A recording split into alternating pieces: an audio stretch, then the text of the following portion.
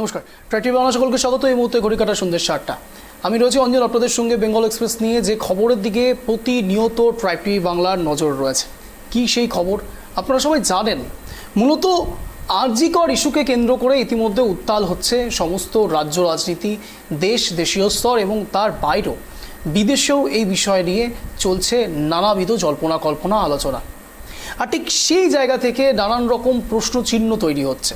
তার কারণ আপনারা জানেন যে টাইম লাইন 9ই আগস্ট থেকে শুরু করে এখন 22শে আগস্ট, এবং দীর্ঘ 14 দিন ধরে 18 দিন ধরে ক্ষমাপ্রার্থী 14 দিন ধরে যে দীর্ঘ জল্পনা কল্পনা, এর অবসান কিন্তু এখনও পর্যন্ত ঘটেনি। অর্থাৎ তিলোত্তমা এখনও বিচার পায়নি। আর ঠিক এই বিচারকে নিয়ে নানাবিধ জায়গায় নানান রকম জল্পনা কল্পনা চলছে। রাজনৈতিক মহলে গুঞ্জন চলছে, কথায় বারবার তারা তুলছেন দফা 1 দাবি 1 মুখ্যমন্ত্রীর পদত্যাগ। অন্যদিকে সাধারণ মানুষ তারা এক এক করে প্রত্যেকে, এই সংখ্যাটা অনেক বেশি, এবং প্রত্যেকে একসঙ্গে বলছেন তিলোত্তমার বিচার চাই, উই ওয়ান্ট জাস্টিস। এতদিন পরেও কি জাস্টিস পেল তিলোত্তমা? এতদিন পরেও অভয়া কি জাস্টিস পেল? উত্তরটা না। এখনও পর্যন্ত লাগাতার বারবার বিক্ষোভ প্রদর্শন, প্রতিবাদ মিছিল, মোমবাতি মিছিল, বিভিন্ন জায়গা থেকে বিক্ষিপ্তভাবে আন্দোলন প্রতিহত করার ছবিও অনেক সময় দেখা গিয়েছে। কিন্তু এখনও পর্যন্ত এই আন্দোলনের খসড়া বা রেজাল্ট এখনও পর্যন্ত কিছু এসে দাঁড়ায়নি। এবং এই ইস্যুকে কেন্দ্র করে, শুধুমাত্র আরজি কর ইস্যুকে কেন্দ্র করে বিভিন্ন জায়গায় আরও যে ধর্ষণ কাণ্ড চলছে সেগুলোকেও কিন্তু হাতিয়ার করছে বিভিন্ন রাজনৈতিক মহল। বিশেষ করে আপনাদের জানতে হবে কেন্দ্র সরকারের তরফে বিজেপি সরকার, আর ঠিক বিজেপি সরকার এনডিএ সরকারকে নানাবিধ তোপ দাগা হচ্ছে অন্য স্টেটে, বিশেষ করে মহারাষ্ট্রের ঘটনা আপনারা জানেন। সেই ইস্যুকে কেন্দ্র করেও মুখ্যমন্ত্রীর পদত্যাগের কথা সেখানেও উঠছে। অর্থাৎ ধর্ষণ কাণ্ডে একটা বিষয় অত্যন্ত পরিষ্কার, কতটা রাজনৈতিক প্রেক্ষাপট রয়েছে তার থেকেও বড় কথা, জল অনেকটা দূর গড়িয়ে গিয়েছে। সাধারণ মানুষ না হলে দিকে দিকে এতটা সোচ্চার হতেন না। তার কারণ এই আন্দোলন শুধুমাত্র পলিটিক্যাল আন্দোলন নয়। বিজেপি কি করছে, কংগ্রেস কি করছে, সিপিআইএম কি করছে, তৃণমূল কংগ্রেস কতটা প্রতিহত করছে বা প্রতিবাদ তারা করছেন, কতটা মিছিল বের করছেন, আন্দোলন করছেন, বড় কথা নয়। বড় কথা সাধারণ মানুষ, সাধারণ জনগণ, জনতা জনার্দন একসঙ্গে নেমেছেন। প্রত্যেকের হাতে মোমবাতি মিছিলের বদলে এখন একটাই রব উঠছে মুখে, কলরব করছেন তারা বলছেন we want justice, we want justice. বিভিন্ন জায়গায় আপনারা শুনবেন, বিভিন্ন জায়গাতে, শুধু আমরা এই বিষয়ে কথা বলছি এমনটা নয়, সব জায়গায় এখন আরজি কর কাণ্ডে তিলোত্তমা, অভয়া এদের বিচার চাইছেন। আর দেশে কত জায়গাতে এরকম তিলোত্তমা হবে, অভয়া হবে, তাদের নিষ্পত্তি কেন হচ্ছে না? তারা যা ধর্ষক তাদের নিষ্পত্তি কেন হচ্ছে না? মানসিক পরিবর্তন যদি সত্যি করতে হয় তাহলে সেই জায়গাতে কি দরকার, সমাজের কোন কোন বিষয় নিয়ে আলোচনা করা অত্যন্ত দরকারি। পলিটিক্যাল ভেন্ডেটা তো অন্য জায়গাতে, পলিটিক্যাল পার্টিরা পলিটিক্স করবেন, এটা অত্যন্ত স্বাভাবিক। রাজনীতিকরণ খুব সহজেই করা যায়, কিন্তু সাধারণ মানুষের ইমোশন নিয়ে রাজনীতি করার সময় হয়তো এখন নয়। স্ট্রংলি কন্ডেম করছেন তৃণমূল কংগ্রেসের পক্ষ থেকে যে এই বিষয় নিয়ে রাজনীতিকরণ করবার চেষ্টা করলে তারা প্রতিহত করবে। কুণাল ঘোষ বলছেন যদি সত্যি আপনারা চান দফা এবং দাবি দুটোই থাকে মুখ্যমন্ত্রীর পদত্যাগ, তাহলে তারা প্রতিহত করবেন। কিন্তু যদি তারা সত্যিই চান যে অপরাধীরা শাস্তি পাক, দোষীরা শাস্তি পাক, আন্দোলন দীর্ঘজীবী হবে। অর্থাৎ তৃণমূল কংগ্রেসও কোনো এক জায়গাতে আন্দোলনের সঙ্গে রয়েছে, পাশে রয়েছে, এমনটাই বার্তা দেওয়ার চেষ্টা করছেন, যা মুখ্যমন্ত্রী মমতা বন্দ্যোপাধ্যায় বলেছেন। মুখ্যমন্ত্রী মমতা বন্দ্যোপাধ্যায় এখনও পর্যন্ত নিবেদিতার মা বাবার বাড়ির সঙ্গে দেখা করেছেন, নিবেদিতার পরিবারের সঙ্গে দেখা করেছেন, নিবেদিতার বাড়িতে গিয়েছেন, এবং তারপরেও মুখ্যমন্ত্রী মমতা বন্দ্যোপাধ্যায় রাস্তাতেও নেমেছেন। এই বিষয়টিকে হাতিয়ার করেছে তৃণমূল কংগ্রেস বলছে মুখ্যমন্ত্রী স্বয়ং নিজে রাস্তায় নেমেছেন, বিক্ষোভ প্রদর্শন করেছেন, আন্দোলন করছেন। অন্যদিকে রাজনৈতিক মহলের মধ্যে গুঞ্জন উঠছে, অনেকেই বলছেন স্বাস্থ্যমন্ত্রীকে, পুলিশ মন্ত্রীকে, মুখ্যমন্ত্রীকে, অর্থাৎ এই যে ঘেরাটোপ, স্বাস্থ্যমন্ত্রী, পুলিশ মন্ত্রী এবং মুখ্যমন্ত্রী তিনজনের একটাই শব্দ, একটাই নাম, একটাই ডেজিগনেশন, মুখ্যমন্ত্রী মমতা বন্দ্যোপাধ্যায়। মমতা বন্দ্যোপাধ্যায় স্বাস্থ্যমন্ত্রীও, মমতা বন্দ্যোপাধ্যায় পুলিশ মন্ত্রীও, তাহলে বিক্ষোভ প্রদর্শন কার এগেনস্টে? এমন মত প্রকাশ করছেন বিরোধী শিবির। অন্যদিকে সাধারণ জনগণের মধ্যেও অনেকেই এই প্রশ্ন করে বসছেন। তারা অনেকেই বলছেন মুখ্যমন্ত্রী বিক্ষোভ প্রদর্শন করছেন, মিছিল করছেন, আন্দোলন প্রদর্শন করছেন কার এগেনস্টে? এবং সর্বসাকুল্যে যদি দেখা যায় তাহলে এই পর্যায়ে বিক্ষোভ হলো, প্রদর্শন হলো, আন্দোলন হলো, ধর্ণা কর্মসূচি হতে পারে, অবস্থান বিক্ষোভ হতে পারে, নানান রকম কর্মকাণ্ড হতে পারে, কিন্তু তিলোত্তমার বিচার এখনো পর্যন্ত অধরা। অভিযুক্ত সঞ্জয় রায়, সেই সঞ্জয় রায়ের এখনো পর্যন্ত যে আপডেট, সেই আপডেটের দিকেও যথেষ্ট ধোঁয়াশা রয়েছে। সন্দীপ ঘোষ ইতিমধ্যেই তাকে পলিগ্রাফ টেস্ট করতে পারে সিবিআই, এমনটা নির্দেশ দেওয়া হয়েছে। পলিগ্রাফ টেস্ট এখনো হয়নি। আমি যখন 5টার বুলেটিন আপনাদের সামনে রাখছিলাম তখন সেই মোমেন্টও আপনাদের বলছিলাম পলিগ্রাফ টেস্ট নিয়ে। সেই পলিগ্রাফ টেস্টের নির্ভরযোগ্যতা কতটা সেটাও আপনাদের সামনে তুলে ধরার চেষ্টা করেছিলাম। মূলত পলিগ্রাফ টেস্ট ভীষণ ইম্পর্ট্যান্ট, আর ঠিক সেই জায়গাতে পলিগ্রাফ টেস্টের নির্ভরযোগ্যতা নিয়েও প্রশ্ন উঠছে। অর্থাৎ সব জায়গাতে এক জলঘোলা পরিস্থিতির সৃষ্টি হয়েছে, এটা বলাই যেতে পারে। 14 দিন পেরিয়ে যাচ্ছে, সেই সময়কালীন অবস্থাতেও তিলোত্তমা যখন বিচার পাচ্ছেন না, তখন বারবার করে এক্স স্যান্ডেলে ট্রেন্ডিং করছে রিজাইন মমতা। দফা 1 দাবি 1 মুখ্যমন্ত্রীর পদত্যাগ। বিভিন্ন জায়গাতে, শুধুমাত্র বেঙ্গল নয়, মহারাষ্ট্রেও যখন এই ঘটনা ঘটছে তখন মহারাষ্ট্রের মুখ্যমন্ত্রীর ক্ষেত্রে ওই একই রকম স্লোগান।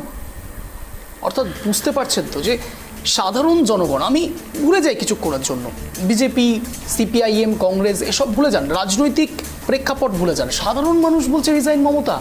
সাধারণ মানুষ বলে বসছেন অনেক জায়গাতে দফা 1 দাবি 1 মুখ্যমন্ত্রী পদত্যাগ। শুধু বেঙ্গল নয়, মহারাষ্ট্রের ক্ষেত্রেও সাধারণ মানুষরা এসব কথা বলছেন। আমি বলছি সাধারণ মানুষের মধ্যে কতটা আঘাত আসলে পরে, সাধারণ মানুষের মধ্যে কতটা আক্রোশ জন্ম নিলে পরে এই রকম কর্মসূচি দেখা যায় দিনের পর দিন। জুনিয়র ডাক্তার থেকে শুরু করে সিনিয়র ডাক্তার, আইনজীবীরা, এটা তো মাইল ফলকে একদম হিস্ট্রি হয়ে থাকবে। 2024-এ 9ই আগস্ট যে ঘটনা ঘটেছে আরজি করে, সেই ইস্যুকে কেন্দ্র করে আইনজীবীরা পর্যন্ত পথে নামছেন। বলা হয় বিচারের বাণী নীরবে নিভৃতে কাঁদে, আজ আইনজীবীরা পর্যন্ত রাস্তায় নামছেন। তারা বলছেন, আইনজীবীরা বলছেন জাস্টিস চাই। সাধারণ মানুষ যেখানে গিয়ে জাস্টিসের কথা বলেন, জাস্টিস চাওয়ার কথা বলেন, জাস্টিসের জন্য এক প্রকার অপেক্ষা করে থাকেন, তারাও কি আজকে হেল্পলেস? তারাও না হলে রাস্তায় নামছে কেন? তারা কেন বলছে উই ওয়ান্ট জাস্টিস? তারাও বিচার চাইছে। অর্থাৎ একটা বিষয় অত্যন্ত পরিষ্কার, যে জায়গায় থেকে সাধারণ মানুষের, বিশেষ করে মহিলাদের নিরাপত্তা নিয়ে প্রশ্ন আসবে, সেখানে সাধারণ মানুষ এইভাবেই বিভ্রান্ত যদি হতে থাকে, এইভাবেই তো প্রোটেস্ট হবে, এটাই তো স্বাভাবিক। আজ অভিষেক বন্দ্যোপাধ্যায় স্বয়ং টুইট করে অনেক কিছু বলছেন গত 10 দিনে 900টিরও বেশি রেপ হয়েছে। ধর্ষণ, এই ব্যাপারটা কি এতটাই ইজি হয়ে যাচ্ছে? সাধারণ মেয়েদের নিরাপত্তা একেবারে ক্রুশিয়াল জায়গাতে গিয়ে আটকে পড়েছে, যেখানে তারা রাস্তায় বেরোবে কখন, কিভাবে বেরোবে, কোন পোশাক পরে বেরোবে, সেটা নিয়েও সমাজ মাধ্যমে কথা হবে, কটাক্ষ হবে। এই 2024-এ এসে যদি দেখা যায় তাহলে তো এটা অত্যন্ত দুর্ভাগ্যজনক। মহিলারা কোথায় কাজ করবে, মহিলারা কি করবে, মহিলারা কখন বাড়িতে ফিরবে, মহিলারা কখন বাড়ি থেকে বেরোবে? ঋগ্বৈদিক যুগে ফিরে যাচ্ছি কি আমরা? 24-এ দাঁড়িয়ে ঋগ্বৈদিক যুগে যদি ফিরে যেতে হয় তাহলে এত সমাজ সভ্যতা আধুনিকীকরণের প্রয়োজনীয়তা কি? এই নিয়ে তো আলোচনা হতে থাকবে দীর্ঘ 10 মিনিট। আপনাদের সামনে এই বিষয় নিয়ে প্রবচন নয়, কোনো রকম আরোপ প্রত্যারোপ নয়, কিছু জিনিস বোঝানোর চেষ্টা করছি যে মহিলাদের নিরাপত্তা নিয়ে এত বড়সড় প্রশ্ন কেন আসছে। আর ঠিক সেই জায়গাতে সুপ্রিম কোর্টে আজ রাজ্য সরকারকে ভৎসনার শিকার হতে হয়েছে। এবং কি সেই ভৎসনা, কি কথা তুলেছেন একটি ছোট্ট টেক্সট প্লেটের মাধ্যমে, গ্রাফিক অ্যানিমেশনের মাধ্যমে আপনাদের দেখানোর চেষ্টা করব, কিন্তু তার আগে রাখবো এক বিশেষ প্রতিবেদন, তারপর আসছি বিশদ আলোচনায়। দেখুন। আজ সুপ্রিম কোর্টে আরজিকর মামলার দ্বিতীয় দিনের শুনানি ছিল। সেখানেই ফের একবার রাজ্য সরকার এবং পুলিশ ভৎসনার শিকার হলো। বিচারপতি পাদ্রিওয়ালা বৃহস্পতিবার মন্তব্য করেন, রাজ্য যে পদ্ধতি অনুসরণ করেছে তেমনটা আমি আমার 30 বছরের কর্মজীবনে দেখিনি। প্রথম কথা, এটা কি সত্য যে সকাল 10:30 নাগাদ অস্বাভাবিক মৃত্যুর ডায়েরি রেকর্ড করা হয়েছিল? দ্বিতীয়, এই নন মেডিকেল সহকারী সুপারিনটেন্ডেন্ট কে? তার আচরণও খুব সন্দেহজনক। কেন তিনি এমন আচরণ করলেন? বৃহস্পতিবার দিনের শুরুতেই সিবিআই তদন্তের স্ট্যাটাস রিপোর্ট জমা দেয় সুপ্রিম কোর্টকে। প্রধান বিচারপতি নেতৃত্বাধীন বেঞ্চ সেই স্ট্যাটাস রিপোর্টটি পড়েন। এরপর প্রধান বিচারপতির প্রশ্ন করেন, অভিযুক্তের মেডিকেল রিপোর্ট কোথায়? জবাবে রাজ্যের তরফে আইনজীবী সিব্বল বলেন, কেস ডায়েরির অংশ সেটা, সেখানেই আছে রিপোর্ট। এরপর সলিসিটর জেনারেল সিবিআই এর তরফ থেকে বলেন, এই ধরনের যে কোনো রিপোর্ট আছে সেটাই আমরা জানতাম না। এই ঘটনার 5 দিন পরে যখন ঘটনাস্থলে পৌঁছই তখন সবকিছু বদল করা হয়ে গেছে। জবাবে সিব্বল দাবি করেন, কিছু বদল করা হয়নি, সবকিছুর ভিডিওগ্রাফি করা হয়েছে। এরপর সলিসিটর জেনারেল পাল্টা বলেন, এই মামলায় সবথেকে হতবাক করে দেওয়ার মতো বিষয় হলো মৃতদেহ দাহ করার পরে রাত 11:45 এফআইআর করা হয়। এর আগে মৃত চিকিৎসকের সহকর্মী এবং সিনিয়ররা গোটা প্রক্রিয়ার ভিডিওগ্রাফির দাবি জানিয়েছিলেন। তারা নিশ্চয়ই মনে করেছিলেন যে কিছু একটা লুকোনো হবে। এরপর আরজিকরের প্রাক্তন সুপার আক্তার আলী যেসব দুর্নীতির অভিযোগ তুলেছিলেন সেই সব বিষয়ে সুপ্রিম কোর্টকে অবগত করেন সলিসিটর জেনারেল। এদিকে শীর্ষ আদালতে রাজ্য সরকার জানায়, আরজিকরের চিকিৎসকের ময়নাতদন্ত হয়েছিল সন্ধ্যা 6:10 থেকে 7:10 মধ্যে। বিচারপতি পাদ্রিওয়ালা বলেন, এটা তো খুবই আশ্চর্যজনক। ময়নাতদন্তের আগে ইউডি রেজিস্ট্রেশন হয়ে গেল। এরপর সিব্বল পিছন ঘুরে শলা পরামর্শ করলেন রাজ্যের প্রতিনিধির সঙ্গে। সেই সময় বিচারপতি ফের বললেন, ভেবেচিন্তে সঠিক মন্তব্য করতে বলুন, আলপটকা যেন কিছু না বলা হয়। পরে বিচারপতি ফের বলেন, এরপর একজন দায়িত্ববান পুলিশ অফিসারকে সঙ্গে রাখবেন। এরপর সুপ্রিম কোর্ট প্রশ্ন করে, ময়নাতদন্তের পরেও কি পুলিশ জানতো না যে এটা অস্বাভাবিক মৃত্যু?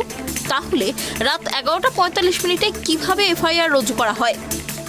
এরপর রাজ্য জানায়, অস্বাভাবিক মৃত্যুর ডায়েরি সকাল 10:10 হয়েছিল। এরপর ফের সুপ্রিম কোর্ট প্রশ্ন করে, যদি অস্বাভাবিক মৃত্যুর ডায়েরি সকাল 10:10 হয়ে থাকে তাহলে ক্রাইম সিন রাত 11:45 কেন সিল করা হলো? বিচারপতি পাদ্রিওয়ালা বলেন, আপনারা রাজ্যে যে পদ্ধতি অনুসরণ করেছেন তেমনটা আমি আমার 30 বছরের কর্মজীবনে দেখিনি। প্রথম কথা, এটা কি সত্য যে সকাল 10টা নাগাদ অস্বাভাবিক মৃত্যুর ডায়েরি রেকর্ড করা হয়েছিল? দ্বিতীয়, এই নন মেডিকেল সহকারী সুপারিনটেন্ডেন্ট কে? তার আচরণও খুব সন্দেহজনক। কেন তিনি এমন আচরণ করলেন? এমন সব প্রশ্নই তোলেন বিচারপতি Pardiwala. Bureau report, tribe TV Bangla.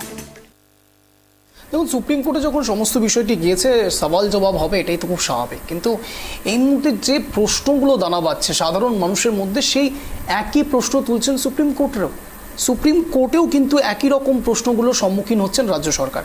আর ঠিক সেই জায়গাতে আপনাদের সামনে একেবারে লাইভ কোর্ট রুমের কি বাচনভঙ্গি চলেছে এক একজনের, বাকবিতণ্ডা কোন জায়গায় এসে দাঁড়িয়েছে, সওয়াল জবাব ঠিক কোন জায়গায় এসে দাঁড়িয়েছে, সেটা দেখানোর চেষ্টা করবো গ্রাফিক্স অ্যানিমেশনের মাধ্যমে। দেখুন,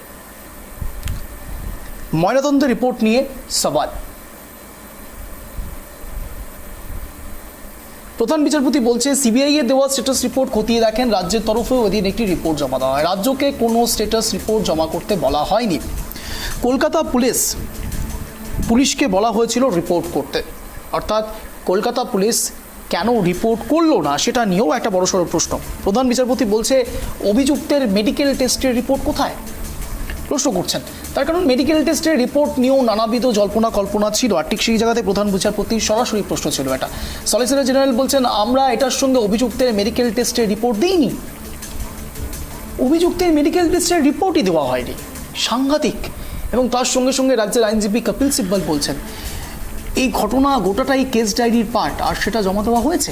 কপিল সিব্বল বলছেন, এবং DY চন্দ্রচূড়ের এই ডিভিশন বেঞ্চে আরও নানান রকম কথাবার্তা হয়েছে। সলিসিটর জেনারেল বলছেন, দাহ করার পর রাত 11:45 প্রথম FIR দায়ের করা হয়। পরিবারকে জানানো হয়েছিল এটা আত্মহত্যার ঘটনা। চিকিৎসকদের চাপে পড়ে ময়নাতদন্তের ভিডিওগ্রাফি করানো হয়েছিল। প্রধান বিচারপতির ময়নাতদন্তের রিপোর্ট দেখতে চান প্রধান বিচারপতি বলেন ময়নাতদন্তের রিপোর্ট দেখবেন তিনি, এবং তার সঙ্গে সঙ্গে এরপরে সলিসিটর জেনারেল কি উত্তর দেন। সলিসিটর জেনারেল বলছেন ময়নাতদন্তের রিপোর্ট জমা দিন। তিনি জানান সেটি পুলিশের কাছ থেকে পেয়েছেন। এবং তার সঙ্গে সঙ্গে রাজ্যের আইনজীবী কপিল সিব্বল তিনি আরও কি মন্তব্য করেছেন। তিনি সরাসরি কোর্টরুমের ভেতরে বলেছেন, আমাদের কাছে এই গোটা ঘটনার টাইমলাইন রয়েছে, কটায় কখন কোন ঘটনা ঘটেছে এই যাবতীয় নথি তাদের কাছে রয়েছে, এমনটাই বলছে কপিল সিব্বল।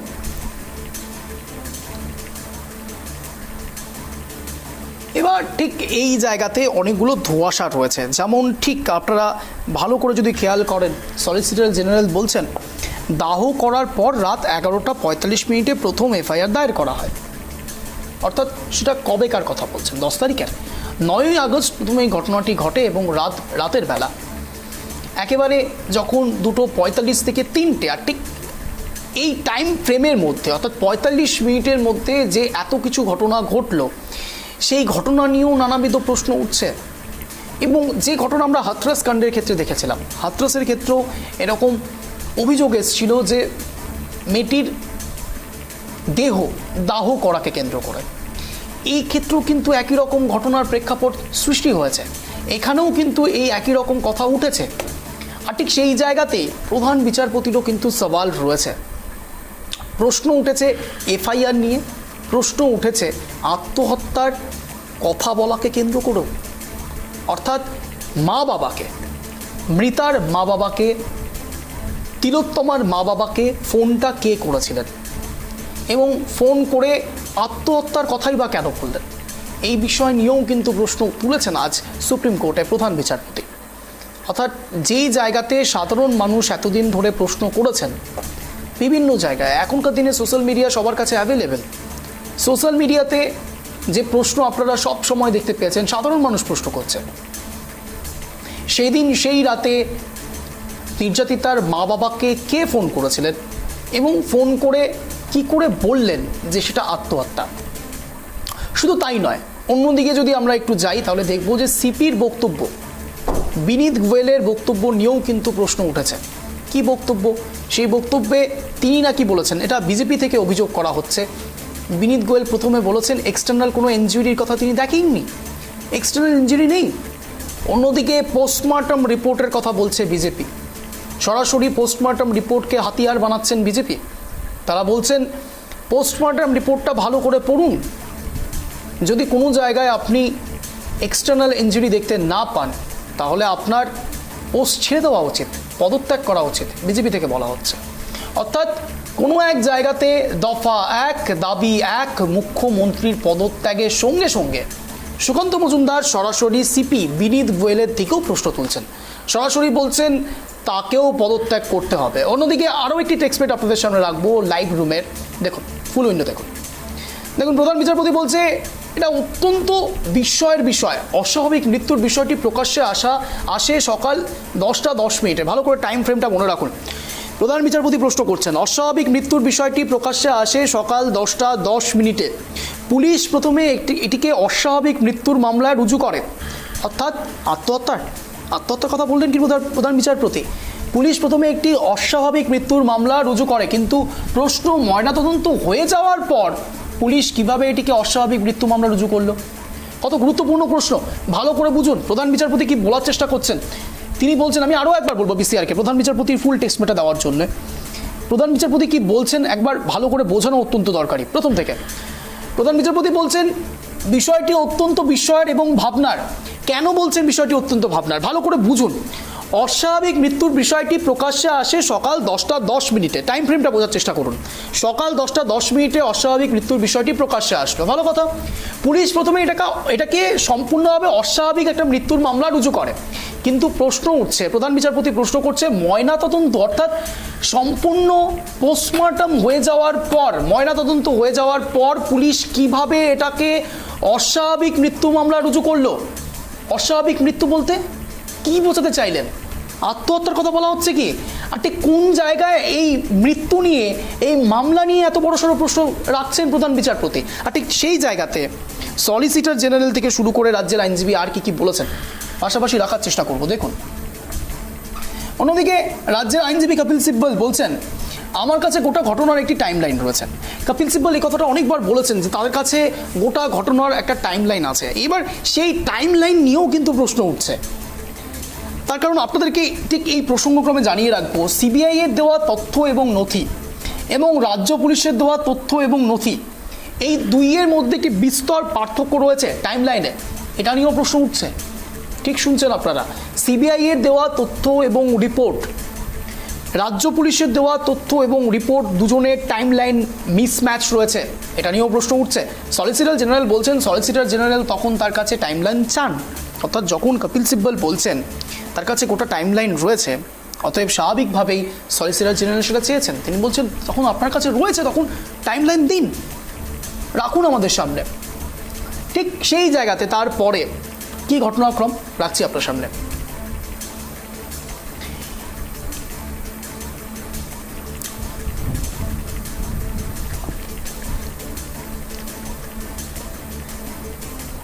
সলিসিটর জেনারেল যে টাইম লাইনের কথা বলছেন এবং কপিল সিব্বল যে টাইম লাইনের কথা বলছেন, এই দুইয়ের বিষয়টি অত্যন্ত বোঝা দরকার। 10:10 এই টাইমটাও আপনারা মনে রাখবেন খুব ভালো করে। তার কারণ যে সকাল 10:10 কথা বলা হচ্ছে, তখন সেই অস্বাভাবিক মৃত্যুর বিষয়টি প্রকাশ্যে আসে। পুলিশ প্রথমেই সেটাকে অস্বাভাবিক মৃত্যুর মামলা রুজু করেন, এমনটা বলেন। আচ্ছা, আরও একটা প্রশ্ন দাঁড়া পাচ্ছে না? যারা এই মুহূর্তে দর্শকরা দেখছেন তাদের মধ্যেও হয়তো প্রশ্ন আসছে। সে প্রশ্ন হলো যে কথাটা আমি প্রথমেই বলার চেষ্টা করলাম।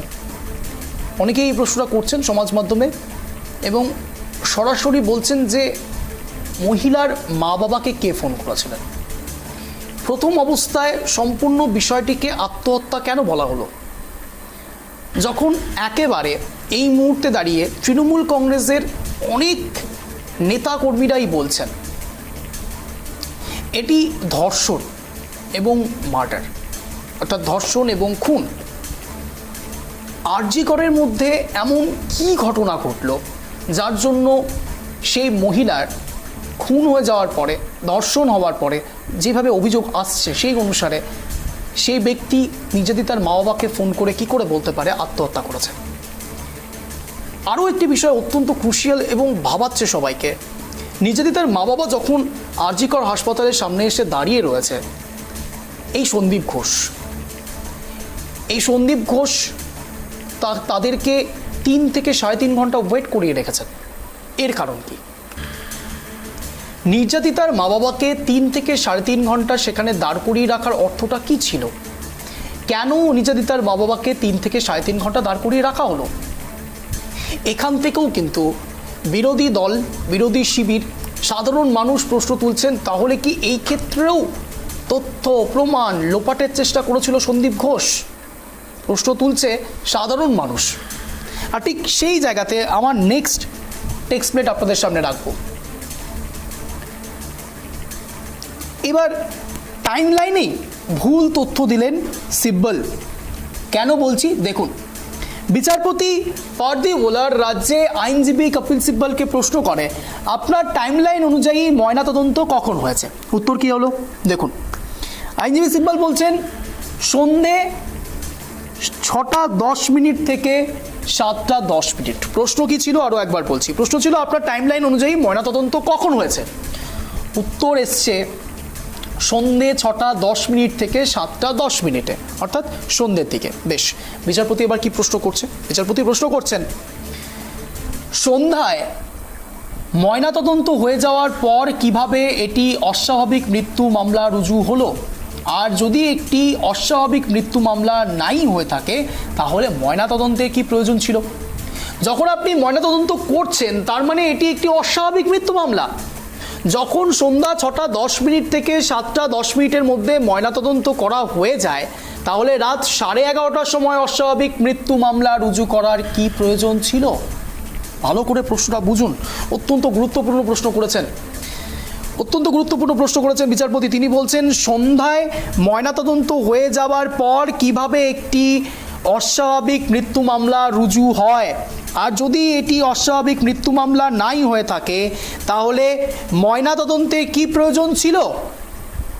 যখন আপনি ময়নাতদন্ত করছেন তার অর্থ এটি একটি অস্বাভাবিক মৃত্যু। এটা সবাই জানে, যে কোনো সাধারণ মানুষ সেটা জানে। পোস্টমর্টম রিপোর্ট তখন প্রয়োজন হয় যখন সেটা একটি অস্বাভাবিক মৃত্যু হয়, অর্থাৎ তার মানে এটি একটি অস্বাভাবিক মৃত্যু মামলা। এটা কে বলছেন? বিচারপতি স্বয়ং বলছেন। লাইভ কোর্ট রুম থেকে প্রশ্ন করছেন বিচারপতি কপিল সিব্বলকে, রাজ্য সরকারকে ভৎসনা করে প্রশ্ন করছেন কি হিসেবে এই মামলা রুজু করা হলো। যখন সন্ধ্যা 6টা 10 মিনিট থেকে 7টা 10 মিনিটের মধ্যে ময়নাতদন্ত করা হয়ে যায় তাহলে রাত 11:30টার সময় মাঝে কত ঘন্টার গ্যাপ? 3 থেকে 3.5 ঘন্টা, 4 ঘন্টার গ্যাপ। সেই সময় অস্বাভাবিক মৃত্যু মামলা রুজু করার কি প্রয়োজন ছিল? অত্যন্ত গুরুত্বপূর্ণ প্রশ্ন। আর ঠিক তার উত্তরে আইনজীবী সিব্বল কি উত্তর দিলেন রাখছি, দেখুন। তিনি বলছেন না, এটা এফআইআর, কেবল ইউডি কেস নয়। এটা কি এফআইআর? ইউডি কেস নয়। এর পরিপ্রেক্ষিতে বিচারপতি পারদিওয়ালা তিনি কি বক্তব্য রাখেন? তিনি বলেন যে রেকর্ড হাতে এসেছে তাতে 9ই আগস্ট টালা থানায় ইউডি কেস 861 দায়ের হয়। সেটি দায়ের হয় রাত 11:30টার সময়। কখন? রাত 11:30টায়। এফআইআর দায়ের হয় রাত 11টা 45 মিনিটে। এটা কি সঠিক? যে রেকর্ড হাতে এসেছে তাতে 9ই আগস্ট টালা থানায় কেস 861 দায়ের হয়। সেই দায়ের হওয়া কেস রাত 11:30টার সময়। এফআইআর দায়ের হয় রাত 11টা 45 মিনিটে। এটা কি আদতেও সঠিক? এরপরে আইনজীবী সিব্বল কি বলেন দেখুন। তিনি বলছেন, তারপরেও তিনি বলছেন আমাদের কাছে গোটা টাইমলাইন রয়েছে। কেস দায়ের হয় দুপুর 1টা 45 মিনিটে। কে বলছেন? আইনজীবী সিব্বল বলছেন, রাজ্য সরকারের তরফ থেকে বলছেন কেস দায়ের করা হয় দুপুর 1টা 45 মিনিট, অর্থাৎ 1:45 সময়। এর উত্তরে সলিসিটর জেনারেল বলছেন না, এই তথ্য বা এই নথি একেবারেই ঠিক নয়। বিচারপতি তখন পুলিশের কোনো আধিকারিক আদালতে উপস্থিত রয়েছেন কিনা তা জানতে চান, তার কাছ থেকে ব্যাখ্যা চান। দেখুন কোন জায়গায় গিয়ে ঘেরাটোপে পড়ছে রাজ্য সরকার। বিচারপতি তখন পুলিশের কোনো আধিকারিক আদালতে উপস্থিত রয়েছেন কিনা তা জানতে চেয়েছিলেন এবং ব্যাখ্যা চেয়েছিলেন এই বিষয়টিকে নিয়ে। তার কারণ সলিসিটর জেনারেল সরাসরি কপিল সিব্বলের কথার প্রসঙ্গে বলে বসেন না, এই তথ্য একেবারেই সঠিক নয়। অন্যদিকে এরা লাইভ কোর্টে ঠিক কী ধরনের আলোচনা হচ্ছে সেটা আপনাদের সামনে রাখলাম। অন্যদিকে ফের চিকিৎসকদের কাছে ফেরার আবেদন সুপ্রিম কোর্টের। অর্থাৎ আপনারা জানেন দফায় দফায় বিভিন্ন জায়গায় আপনারা দেখেছেন ডাক্তাররা বিভিন্ন জায়গাতে বিক্ষোভ করছিলেন, প্রদর্শন করছিলেন, আন্দোলন করছিলেন। আর ঠিক সেই জায়গাতে বিভিন্ন জায়গায় সাধারণ মানুষ পরিষেবা পাচ্ছেন না। অন্যদিকে যদিও বা ডাক্তারদের মধ্যে থেকে অনেকেই বলছিলেন যে এমার্জেন্সি পরিষেবা চালু রয়েছে, মোটামুটি সব হাসপাতালেই চালু রয়েছে। আর ঠিক সেই জায়গাতে ডক্টর কুণাল সাহা, একজন সিনিয়র ডক্টর, তিনিও কিন্তু হাইকোর্টে মামলা করেছিলেন জুনিয়র ডক্টরদের কাজে ফেরাবার জন্য। এবং অন্যদিকে সুপ্রিম কোর্টের এই নির্দেশ, এইমস হাসপাতাল আপনারা জানেন, এইমস হাসপাতালেও কিন্তু কর্মবিরতির ডাক ছিল। আর ঠিক সেই জায়গাতে এইমস হাসপাতালও কিন্তু ইতিমধ্যেই কাজ চালু করছেন, অর্থাৎ ডাক্তারদের পরিষেবা চালু হচ্ছে। আর ঠিক সেই জায়গাতে ফের চিকিৎসকদের কাছে ফেরার আবেদন সুপ্রিম কোর্টের। টেক্সট দেখুন সুপ্রিম কোর্টের নির্দেশ কী ছিল। সুপ্রিম কোর্টের নির্দেশ, কর্মবিরতির জন্য এবং প্রতিবাদ করার জন্য কোনো চিকিৎসকের বিরুদ্ধে হাসপাতাল কর্তৃপক্ষের তরফে শাস্তিমূলক ব্যবস্থা নেওয়া যাবে না।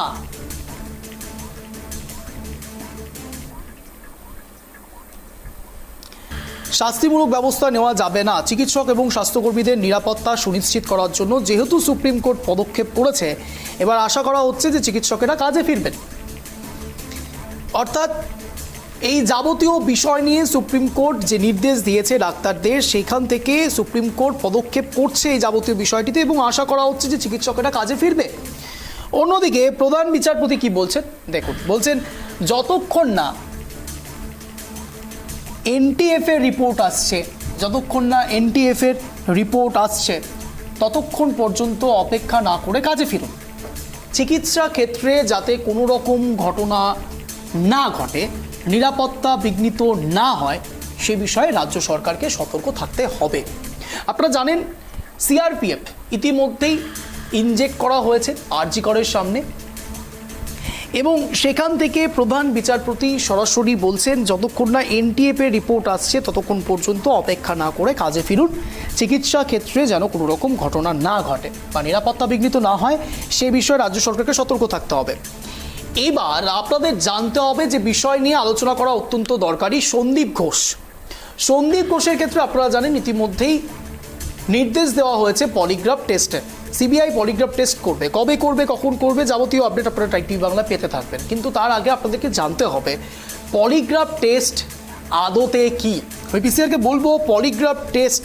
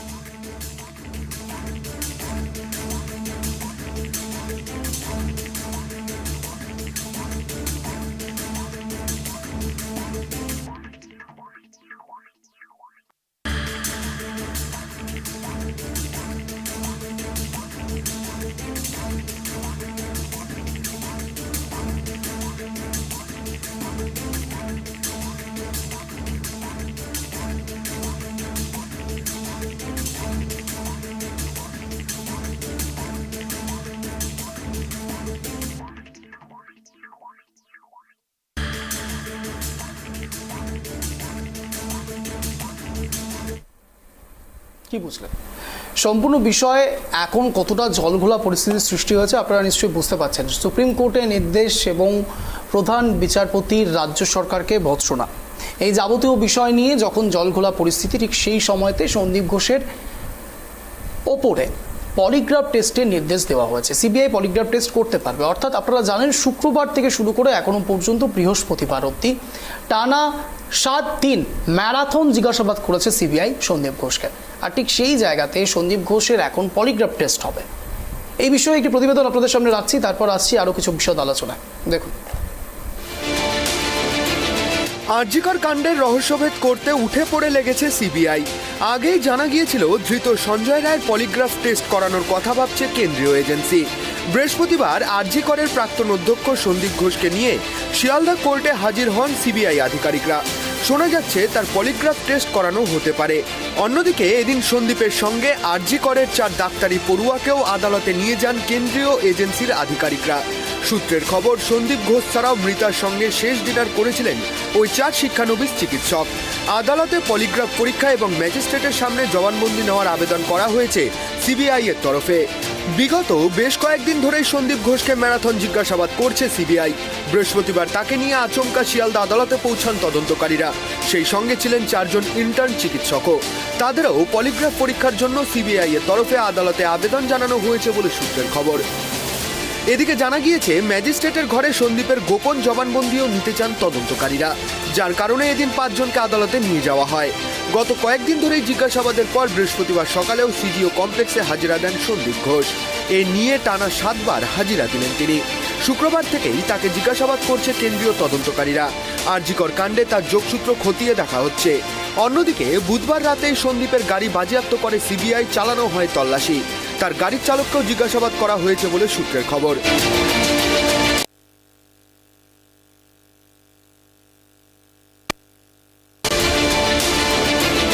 আরজিকর কাণ্ডের রহস্যভেদ করতে উঠে সন্দীপ ঘোষকে নিয়ে এখন জেরবার হচ্ছে রাজ্য রাজনীতি, এবং ঠিক সেই জায়গাতে সন্দীপ ঘোষের বিরুদ্ধে কি কি মামলা হয়েছে, এই সন্দীপ ঘোষের বিরুদ্ধে ঠিক কি কি অভিযোগ উঠেছে সেটা আপনাদের সামনে রাখছি। দেখুন, প্রাক্তন সন্দীপ ঘোষের বিরুদ্ধে অভিযোগ, প্রথম বর্ষের শিক্ষার্থীদের টার্গেট করে তাদের হয়রানি করা, র্যাগিং করা, মদ খাওয়ানো, প্রথম বর্ষের মহিলা ছাত্রী এবং মহিলা হাসপাতালের কর্মীদের টার্গেট করা এবং তাদের র্যাগিং করা এবং তাদের সঙ্গে শারীরিক সম্পর্ক করা।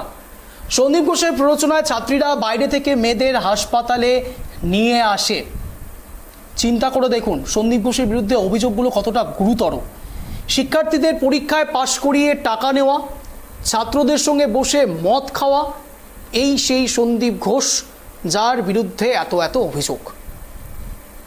শিক্ষার্থীদের পরীক্ষায় পাশ করিয়ে টাকা নেওয়া, ছাত্রদের সঙ্গে বসে মদ খাওয়া একজন অধ্যক্ষের পরিচয়। Sandip Ghosh, the one and only Sandip Ghosh, যার বিরুদ্ধে এই দুর্দান্ত অভিযোগ। এবং তারপরেও সন্দীপ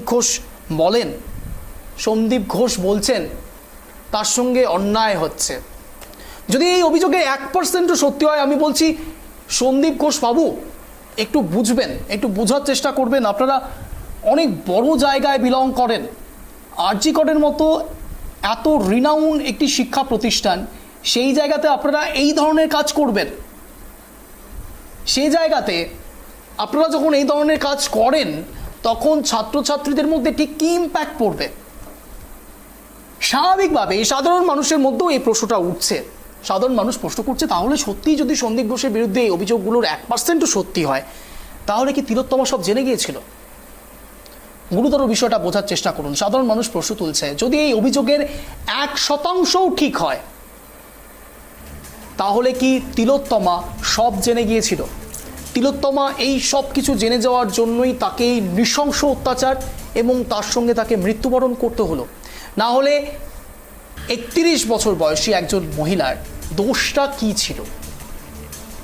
36 ঘন্টা ডিউটি করবার পরে সেমিনার হলে গিয়ে যখন সে রেস্ট নিচ্ছে, তখন তার সঙ্গে এরকম হাদসা বা এরকম ঘটনা কেন ঘটল? লড়াইটা কার সঙ্গে হচ্ছে? এখানে মানবিকতা বনাম মানবিকতার লড়াই, এখানে সমাজ মাধ্যম বনাম সমাজ মাধ্যমের লড়াই, এখানে ব্যক্তিত্ব বনাম ব্যক্তিত্বের লড়াই। কোনো তৃণমূল, বিজেপি, সিপিআইএম, কংগ্রেস কোনো লড়াই নয়। এই লড়াই সম্পূর্ণ সমাজ মাধ্যমের লড়াই, এ লড়াই সামাজিক অবক্ষয়ের লড়াই, এ লড়াই মানবিকতার লড়াই, এ লড়াই সম্পূর্ণ রকম সেই সব মহিলাদের লড়াই যারা প্রত্যেকে রাত 10টার পরে বেরোনোর চেষ্টা করে এবং তার আশপাশে এমনও পুরুষ মানুষ থাকে যারা সব সময় মনে করে মহিলারা লক্ষ্মী। এ রাজ্যে লক্ষ্মীর ভাণ্ডার দেওয়া হয়, এ রাজ্যে মহিলাদের কথা ভেবে নানান রকম প্রকল্প জারি করা হয়। তাহলে স্বাভাবিকভাবে সাধারণ মানুষ প্রশ্ন তুলছে, তাহলে লক্ষ্মীর এই বিড়ম্বনা কেন?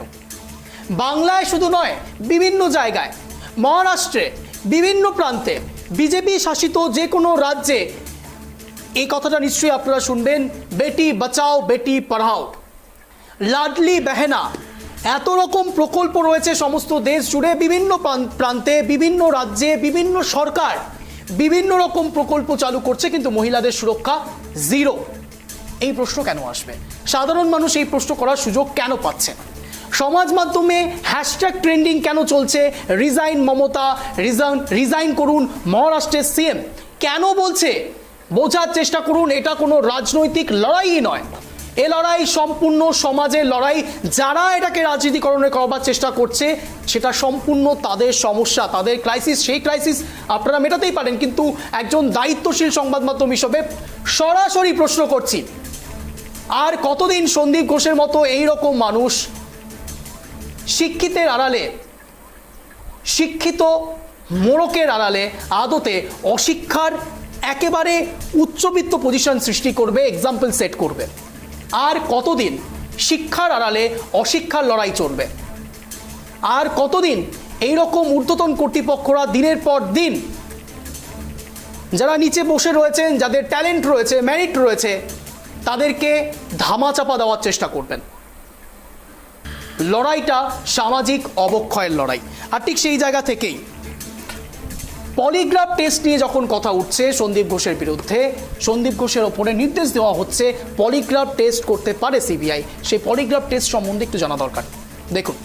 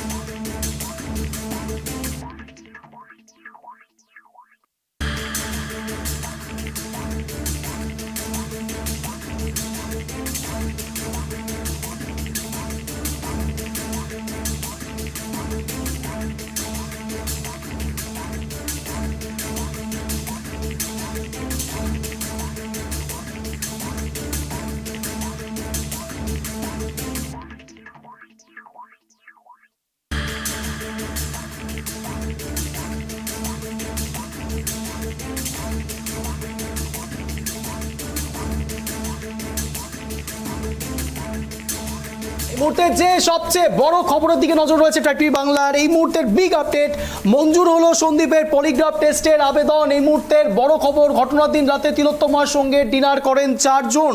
4 চিকিৎসকের পলিগ্রাফ টেস্ট হবে। ঘটনার দিন রাতে তিলোত্তমার সঙ্গে ডিনার করেন 4 জন। পলিগ্রাফ টেস্ট হবে সঞ্জয় ঘনিষ্ঠ সিভিক ভলেন্টিয়ারেরও। ভালো করে বুঝুন, পলিগ্রাফ টেস্ট হবে সঞ্জয় ঘনিষ্ঠ সিভিক ভলেন্টিয়ারেরও। 4 চিকিৎসকের পলিগ্রাফ পরীক্ষার আবেদন জানিয়েছিল সিবিআই। আদালতে সেই আবেদন মঞ্জুর হয়েছে। সূত্র মারফত জানা যাচ্ছে আদালত মঞ্জুর করেছেন, পলিগ্রাফ টেস্ট করা যাবে। 4 চিকিৎসকের পলিগ্রাফ পরীক্ষার আবেদন জানিয়েছিল সিবিআই। আদালত সেই আবেদন মঞ্জুর হয়েছে। এই বিষয়ে বিস্তারিত কথা বলবো। এই মুহূর্তে রয়েছে আমাদের সঙ্গে আমাদের প্রতিনিধি।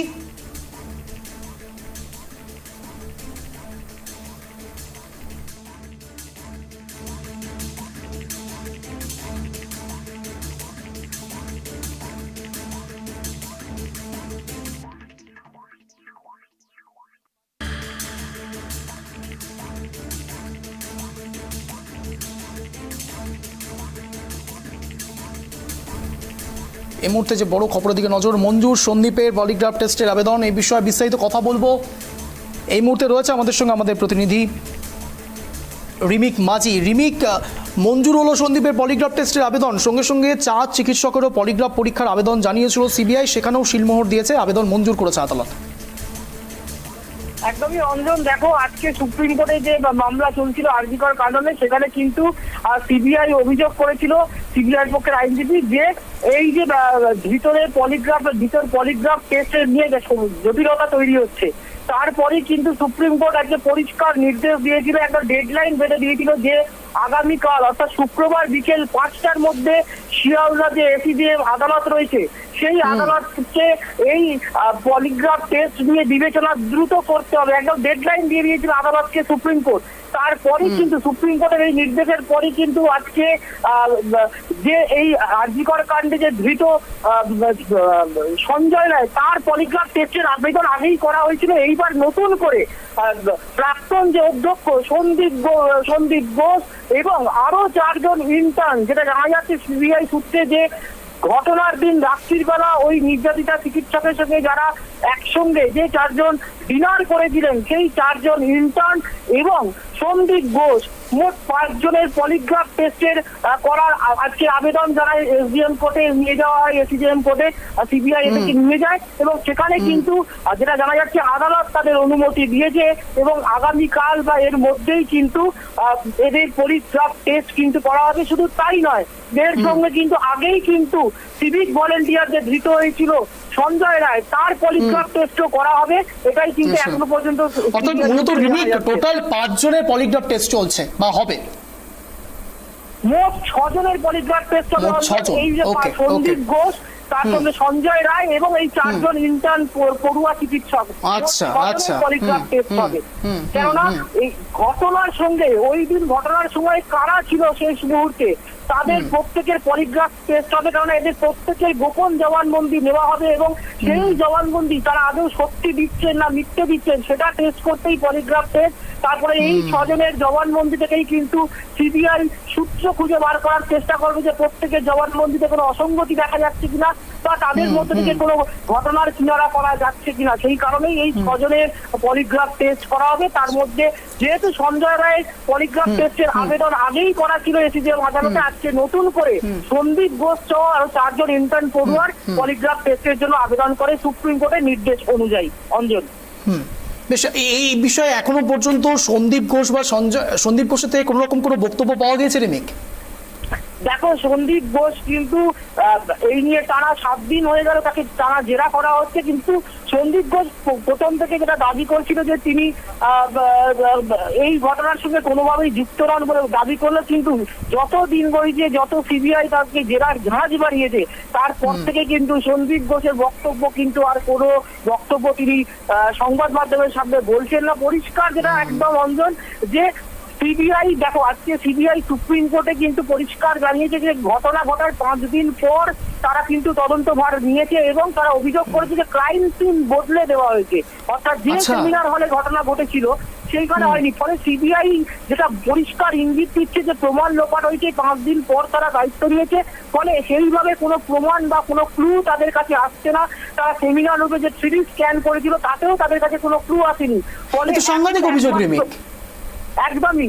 ফলে এখন তাদের কাছে দেখো ডেড বডিও নেই, যে ডেড বডি সৎকার করা হয়ে গিয়েছে, যে দ্বিতীয়বার আবার নতুন করে কোনো নিরপেক্ষ হাসপাতালকে দিয়ে নিরপেক্ষভাবে আবার পোস্টমর্টম করা হবে সেই সুযোগও নেই। ফলে সিবিআই আজকে পরিষ্কার সুপ্রিম কোর্টে জানিয়েছে যে ক্রাইম সিন চেঞ্জ করে দেওয়া হয়েছে, অর্থাৎ যে সেমিনার হলে ঘটনা ঘটেছিল বলে দাবি করা হচ্ছে সেই সেমিনার হলে যে পরিবেশ বা চিত্র সেটা বদল করা হয়েছে। কোন রকম ক্লু তারা সেমিনার রুম থেকে পায়নি এবং তদন্তে তারা সহযোগিতা পাচ্ছে না, এবং তারা বারবার বলছে যে ঘটনা ঘটার 5 দিন পর তারা তদন্তভার পেয়েছে কলকাতা হাইকোর্টের নির্দেশে। এই 5 দিনের মধ্যে ওখানে প্রচুর কিছু ঘটে গিয়েছে এবং যার কারণে ক্রাইম সিন চেঞ্জ হয়ে গিয়েছে। শুধু তাই নয়, যেটা সিবিআই সূত্রে খবর যে সিবিআই এটা মনে করছে, এখন সিবিআই এর মধ্যে প্রশ্ন জাগছে আদেও কি সেমিনার রুমে ঘটনাটা ঘটেছিল নাকি অন্যত্র এই ঘটনা ঘটিয়ে সেমিনার রুমে এনে বডিটা রেখে দেওয়া হয়েছিল, সেই প্রশ্নও কিন্তু উঠছে। এই প্রশ্নও সিবিআই এর মধ্যে এখন জাগছে যে খুনটা হয়তো করা হয়েছে অন্য জায়গায়, ধর্ষণটা করা হয়েছে অন্য জায়গায়, এরকম সম্ভাবনার কথাও কিন্তু সিবিআই উড়িয়ে দিচ্ছে না। কিন্তু তাদের কাছে বলতে গেলে এখন সিবিআই এর অবস্থা অনেকটা ঢাল তরোয়ালহীন মিডিরাম সর্দারের মতো। ডেড বডি নেই, ডেড বডি সৎকার হয়ে গিয়েছে, কোনো ক্লু তারা পাচ্ছে না। যদি কোনো সূক্ষ্ম ক্লু এর জন্য তারা 3D স্ক্যান করেছিল সেমিনার রুমে, যদি কোনো সামান্যটুকু ক্লু পাওয়া যায়, কিন্তু যেটা সিবিআই সূত্রে খবর, যেটা আজকে সিবিআই মুখ বন্ধ কামে যে অর্থাৎ রিমিক তার অর্থ হলো সিবিআই এর অবস্থা এখন খড়ের গাদা থেকে ছুঁচ খোঁজার মতো। একদম একদম, সেটা সিবিআই তাকে পরিষ্কার বলে দিয়েছে সুপ্রিম কোর্টে। সিবিআই এর আইনজীবীকে পরিষ্কার জানিয়েছে কেন্দ্রের সলিসিটর জেনারেল তুষার মেহতা, তিনিও পরিষ্কার বলেছেন যে প্রচুর রকমের ধোঁয়াশা রয়েছে। আজকে সুপ্রিম কোর্টে প্রশ্ন করেছে যে পোস্টমর্টম হওয়ার আগে কি করে অস্বাভাবিক মৃত্যুর মামলা রুজু হয়ে যায়, যদি অস্বাভাবিক মৃত্যু হয় তাহলে কি করে পোস্টমর্টম, তাহলে অস্বাভাবিক মৃত্যুর ক্ষেত্রে তো কোনো পোস্টমর্টম করার প্রয়োজন পড়ে না, তাহলে আগে বডির পোস্টমর্টমই হলো না, তার আগেই পুলিশ মামলা দায়ের করে দিল যে অস্বাভাবিক মৃত্যু। এই যে একাধিক ধোঁয়াশা, সেই জায়গা থেকে বার করতে গেলে যে এভিডেন্স গুলো দরকার বা যে অ্যাসপেক্ট গুলো দরকার সেইগুলো কিছুই বলতে গেলে সিবিআই এর হাতে নেই। কেননা ডেড বডি সৎকার হয়ে গিয়েছে, সংস্কারের নাম করে বাথরুম ভেঙে দেওয়া হয়েছে, ক্রাইম সিন যেটা মানে অর্থাৎ যেখানে ঘটনা ঘটেছিল সেই অকুস্থল সেমিনার রুম, সেইখানে 3D স্ক্যান পর্যন্ত করে সেখান থেকে কোনো ক্লু পাওয়া যাচ্ছে না। দোষীদেরকে যারা এখন অব্দি তাদের সাসপেক্টেড তালিকায় রয়েছে, সন্দেহের তালিকায়, বা যাদেরকে যে একজনকে গ্রেপ্তার আটক করেছে যে সঞ্জয় রায়, তার মুখ থেকে সেরকম কিছু বার করতে পারছে না। সন্দীপ ঘোষ, আজকে সিবিআই বলেছে আদালতে সুপ্রিম কোর্টে সন্দীপ ঘোষের কাছ থেকেও তারা, সন্দীপ ঘোষ যতই দাবি করুন যে তিনি তদন্তে সহযোগিতা করছেন, কিন্তু সিবিআই আজকে সুপ্রিম কোর্টে অভিযোগ করেছে সন্দীপ ঘোষের কাছ থেকেও তারা সেইভাবে সহযোগিতা পাচ্ছেন না। ফলে সেই কারণেই এখন হচ্ছে জেরা করে করে প্রত্যেককে যাদের সন্দেহ হচ্ছে, এই 4 জন পড়ুয়া যাদের আজকে পলিগ্রাফ টেস্টের জন্য আবেদন করা হয়েছে এসিজেএম কোর্টে, এই 4 জন পড়ুয়া যেটা জানা যাচ্ছে যে ঘটনার দিন রাত্রির বেলা এই নির্যাতিতা চিকিৎসকের সঙ্গে কিন্তু একসঙ্গে বসে ডিনার করেছিল। ফলে তাদেরকে জেরা করে তাদের প্রত্যেকের বয়ান, সন্দীপ ঘোষের বয়ান নিয়ে, এই 4 পড়ুয়ার বয়ান নিয়ে এবং ধৃত সিভিক ভলান্টিয়ার সঞ্জয় রায় তাদের বয়ান নিয়ে জিজ্ঞাসাবাদের মাধ্যমে কোথাও অসঙ্গতি ধরা পড়লে সেইখান থেকে সূত্র ধরে ধরে এখন সিবিআই কে এগোতে হবে। ফলে সেই কারণেই কিন্তু সিবিআই এর যে অনেকটা তদন্তের গতি কিন্তু মন্থর হয়ে যাচ্ছে। কারণ অনেক অনেক ধন্যবাদ রিমিক। নজর রাখো, নজর থাকছে আমাদের, তার কারণ যে কথা উঠছে, যা বললেন আমাদের প্রতিনিধি, একেবারে অনেকগুলো জায়গায় ধোঁয়াশা রয়েছে এবং ধোঁয়াশার কোনো তদ্রূপ উত্তর পাওয়া যাচ্ছে না। যে কথা আমি বললাম, একেবারে খড়ের গাদা থেকে ছুঁচ খোঁজার মতো অবস্থায় দাঁড়িয়ে গিয়েছে সিবিআই এবং এই মোড় কোন দিকে ঘুরছে তা অত্যন্ত ইম্পর্টেন্ট। এবং আরজি কর ইস্যু এখন ন্যাশনাল ইস্যু, আর ঠিক সেই জায়গাতে পলিগ্রাফ টেস্ট নিয়ে যখন এত কথা হচ্ছে, আপনাদের সামনে রাখবো কি এই পলিগ্রাফ টেস্ট। দেখুন,